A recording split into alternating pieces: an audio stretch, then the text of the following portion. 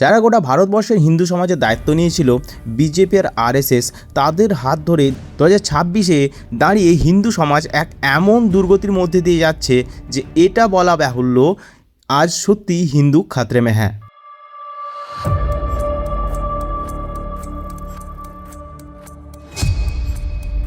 এই ভিডিওটি শেষ অবধি দেখার আপনাদের সকলকে অনুরোধ রইল। সম্ভবত কংগ্রেসের হাত থেকে শুধু এই দুটি দল হিন্দুদের অধিক মূল্যায়ন, হিন্দুদের ভরপ্রাপ্তি দেওয়ার জন্য এবং দেশের উন্নয়নের জন্য বিজেপি শাসন এসেছিল। দেশের উন্নয়নের কথা বাদ দিলাম, আমি আজকে শুধু হিন্দুদের উন্নয়নের কথা নিয়ে প্রশ্ন তুলব। দেশের কথাটা বাদ দিলাম কেন? কারণ ধর্মেন্দ্র প্রধান, নরেন্দ্র মোদী, অমিত শাহ, সীতারামন, নীতিন গাডকারি এরা আজ দেশের যে হাল করে রেখেছে তা নিয়ে প্রশ্ন অনেক রয়েছে। ধর্মেন্দ্র প্রধান দ্বারা পেপারলি গ্রোথ হচ্ছে না, নির্মলা সীতারামন এমন অর্থনীতি নিয়ে আসতে পারছে না যাতে দেশের উন্নতি হয়। দিনের পর দিন জিনিসপত্রের মূল্য বেড়েই চলেছে। নীতিন গাডকারি স্পেস টেকনোলজি ব্যবহার করেও দুর্ঘটনা ও রাস্তাঘাটের পরিস্থিতি উন্নত করতে পারছে না। অন্যদিকে রক্ষামন্ত্রী কার্যত ফেল। আমাদের 6 জন সৈন্য মারা গেছে অপারেশন সিন্দুর সময়। 1 বছর ধরে বিষয়টি লুকিয়ে রাখা হয়েছিল, এখন সেটা প্রকাশ পাচ্ছে। স্বাস্থ্য ব্যবস্থার কথা তো বাদই দিলাম। তাহলে এই নিয়ে যখন দেশের অধিকাংশ নাগরিকের মাথা ব্যথা নেই, তখন আমারও না থাকাই কথা। তাই আমি শুধু হিন্দুরা কতটা খাতরেমে আছে সেটা নিয়েই কথা বলবো। আমি বেশি দূর যাব না, আলোচিত কিছু ঘটনা তুলে ধরব। আজ 3 বছর ধরে মণিপুর জ্বলছে। মণিপুর কেন জ্বলছে, কী কারণে জ্বলছে, মেন স্ট্রিম মিডিয়া সেগুলো কতটা তুলে ধরেছে জানি না, কিন্তু আজ মণিপুরের আইন শৃঙ্খলা ভেঙে গিয়েছে। সেই মণিপুর প্রায় 41% হিন্দু বাস করে। সেই হিন্দুদের না বাসস্থান আছে, না স্বাভাবিক জীবনযাপন।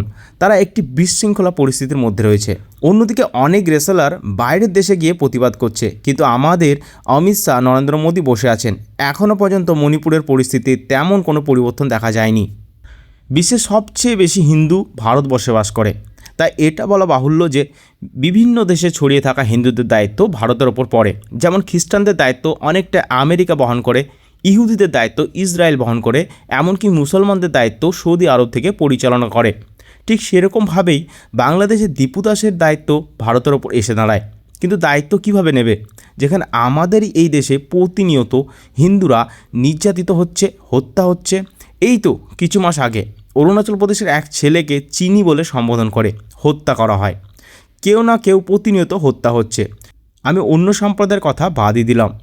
বর্তমান সময়ে বেকারত্বের হার 5.0 থেকে বেড়ে 5.2 হয়েছে।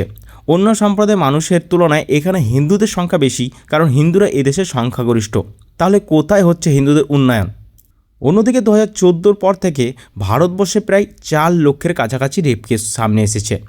ভারতবর্ষে হিন্দুরা সংখ্যাগরিষ্ঠ, তাই রেপের মতো নির্যাতনের শিকার হওয়া মহিলাদের মধ্যেও হিন্দু মহিলার সংখ্যা বেশি হওয়াই স্বাভাবিক। তাহলে কোথায় হচ্ছে হিন্দুদের উন্নয়ন? বিজেপির হাতে দেশের রাষ্ট্রপতি থেকে শুরু করে প্রধানমন্ত্রী, সুপ্রিম কোর্টের বিচারপতি থেকে শুরু করে ক্যাবিনেটের মন্ত্রী সবাই রয়েছে। তারপরও রেপ কেসের বিরুদ্ধে কঠোর আইন আনতে পারছে না।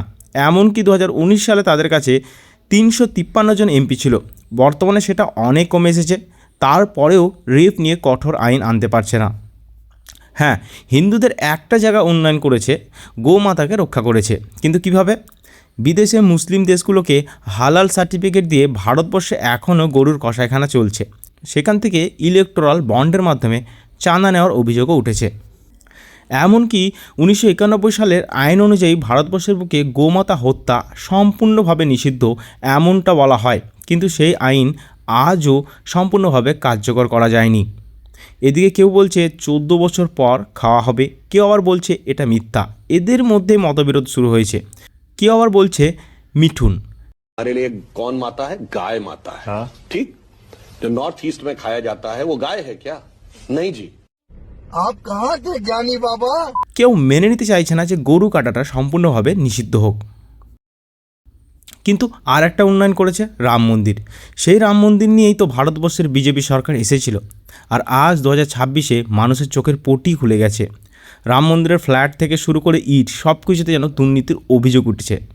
আর এই অভিযোগের সঙ্গে বিজেপির বিভিন্ন নেতা এবং আরএসএসের বিভিন্ন লোকের নাম উঠে এসেছে। রাম মন্দিরে যারা ভ্রমণ করতে যায় তাদের মধ্যে হয়তো কিছু মানুষ অন্য সম্প্রদায়ে থাকে, কিন্তু অধিকাংশ হিন্দু। সেখানকার যত কর্মচারী আছেন তারাও হিন্দু, যারা দেখাশোনা করেন তারাও হিন্দু। তারপরেও আজ রাম মন্দিরের মতো জায়গায় চুরির ঘটনা ঘটছে। স্বয়ং ভগবান রাম দেখে কি ভাবছেন সেটা ভাবার বিষয়। রাম মন্দির চুরির ঘটনায় এই মহান বিজেপির বক্তব্যটা শুনুন। हिंदू का पैसा अगर किसी हिंदू ने ले भी लिया, भाई तुम लोगों को क्यों मिर्ची लग रही है? तुम मंदिर में जाकर के कितना चंदा दिया, कितने आभूषण चढ़ाए?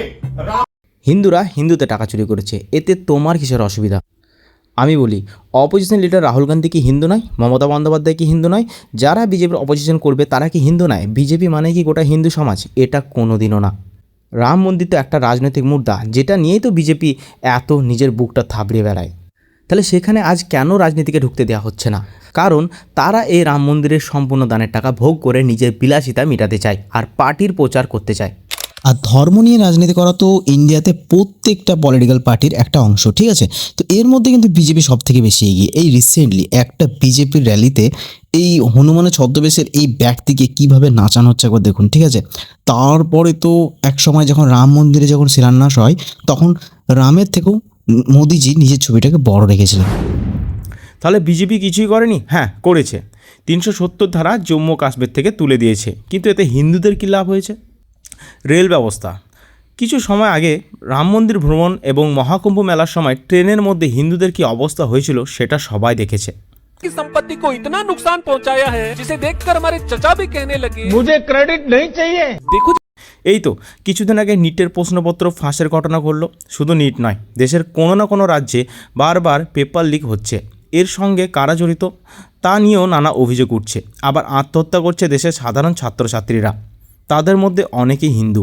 আর আমাদের হিন্দুদের রক্ষা করার জন্য আরএসএস সে নিজেকেই রক্ষা করতে পারে না। এমনকি আপনি ভারত থেকে আমেরিকার মতো দেশে ভ্রমণ করতে গেলে আপনার কড়া চেকিংয়ের নির্দেশ দেওয়া হয়েছে। আজকে আমাদের পাসপোর্ট ইন্ডেক্স 125 এসে দাঁড়িয়েছে। ঠিক আছে, হিন্দু সমাজের উন্নতি করছে না, কিন্তু যারা বিজেপিকে সমর্থন করে তাদের উন্নতি করছে নিশ্চয়। চলুন দেখি। বিজেপির নেতা মন্ত্রীদের কথা মতো এই শহীদের বাবা বিজেপিকে সমর্থন করেন, ইসরায়েলকেও সমর্থন করেছিলেন, কিন্তু তার ছেলে আজ আমেরিকার কাছে শহীদ হয়েছে কোনো কারণ ছাড়াই। তার কোনো জবাব এখনও পর্যন্ত ভারতবর্ষ নিতে পারেনি। এরা 3 জনই ছিল হিন্দু। অপরদিকে ভারতের রক্ষার জন্য আমাদের গৃহমন্ত্রী এবং রক্ষামন্ত্রীও কিছু করতে পারছে না। আমার মনে হয় হিন্দুত্ববাদ দেখানোর থেকে কংগ্রেসের আমলে সেকুলার পরিবেশ হিন্দুরা অনেক বেশি ভালো ছিল। বিজেপি বলেছিল অখণ্ড ভারত তৈরি করবে, অথচ এমন সময় চীন অরুণাচল প্রদেশের অনেকখানি জায়গা দখল করে রেখেছে। খবর আসছে, কিন্তু বিজেপি এই নিয়ে সরাসরি কিছু প্রকাশ করছে না। শুধু হিন্দু নাম নিয়ে বিজেপি মানুষের চোখে পটি লাগিয়ে দিনের পর দিন চুরি, নিজের বিলাসিতা এবং নিজের ক্ষমতা ধরে রেখেছে। 2014 সালের পর থেকে প্রায় 4 লক্ষের কাছাকাছি ধর্ষণের ঘটনা হয়েছে। আমি সব কথা বাদ দিলাম, আমাদের তিলোত্তমার ঘটনায় ধরুন, কলকাতার ঘটনা, তৃণমূল হয়তো বিচার দিতে পারেনি, কিন্তু বর্তমানে কেন্দ্রে বিজেপি সরকার ক্ষমতায় থাকার পরেও এখনও পর্যন্ত বিচার পাওয়া যায়নি, অথচ সেই একজন হিন্দু ছিল। আর আমাদের মহারাজা যোগী আদিত্যনাথ মনে করেন হিন্দুদের উন্নয়ন মানে মুসলিমদের আজান বন্ধ করা, রাস্তায় নামাজ পড়া বন্ধ করা। कि भाजपा की सरकार है वहां सड़क पे नमाज नहीं होती है, सड़क पे कोई इफ्तारी की पार्टी भी नहीं कर सकता है, और वहां मस्जिद से आवाज भी नहीं आती है। কিন্তু এতে হিন্দুদের উন্নতি হয় না। হিন্দুদের উন্নতির জন্য লাগে উচ্চমানের স্বাস্থ্য ব্যবস্থা, উচ্চমানের শিক্ষা ব্যবস্থা এবং হিন্দুদের রক্ষা করার জন্য কার্যকর নীতি। আপনি যদি মনে করেন মুসলিম বা অন্য সম্প্রদায়ের আজান বন্ধ করা অথবা তাদের ধার্মিক কার্যকলাপ বন্ধ করাই হিন্দুদের উন্নয়ন, তাহলে আমার মনে হয় আপনি একজন সুস্থভাবে চিন্তা করছেন না। আপনাদের সামনে আমি কিছু কথা তুলে ধরলাম, কারণ বিজেপি এসেছিল শুধু হিন্দুদের রক্ষার কথা বলে, আর আমরা সেই কারণেই তাদের নির্বাচিত করেছিলাম। কিন্তু আজ দিনের পর দিন ভারত সহ গোটা বিশ্বে হিন্দুরা যেভাবে লালঞ্ছিত হচ্ছে, আমার মনে হয় বিজেপির পক্ষে সেটা ঠিক করা একবারে সম্ভব নয়। তাই নিজের চোখের পটি সরিয়ে এমন কাউকে শাসনে নিয়ে আসুন যে আপনার রক্ষার জন্য, আপনার পরিবারের রক্ষার জন্য উন্নত স্বাস্থ্য ব্যবস্থা, উন্নত শিক্ষা ব্যবস্থা এবং শান্তিপূর্ণ পরিবেশ নিশ্চিত করবে। এতে দেখবেন আপনার ধর্ম অবশ্যই সুরক্ষিত থাকবে। শুধু ধর্মের নামে ভণ্ডামি করে ভোট চেয়ে মানুষের মধ্যে যে আলোড়ন সৃষ্টি করা হয়েছে তা একেবারেই মার্জনীয় নয়। হিন্দুদের নিয়ে এরকম আর অনেক সমস্যা আছে, আমি তার কিছুটা তুলে ধরার চেষ্টা করলাম। ধন্যবাদ, ভালো থাকবেন।